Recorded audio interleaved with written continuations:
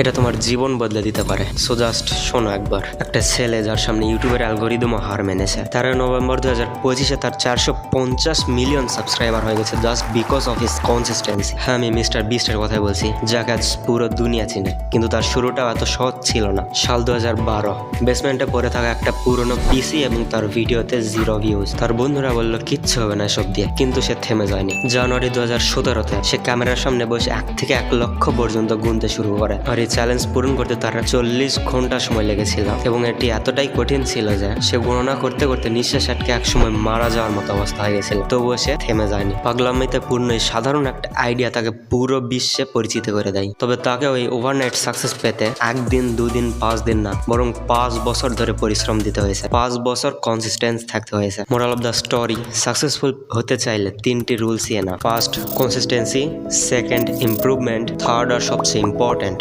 স্বপ্ন পূরণের জেদ। বাস এই 3টা জিনিস তোমার মধ্যে থাকলে তোমাকে কেউ থামিয়ে রাখতে পারবে না।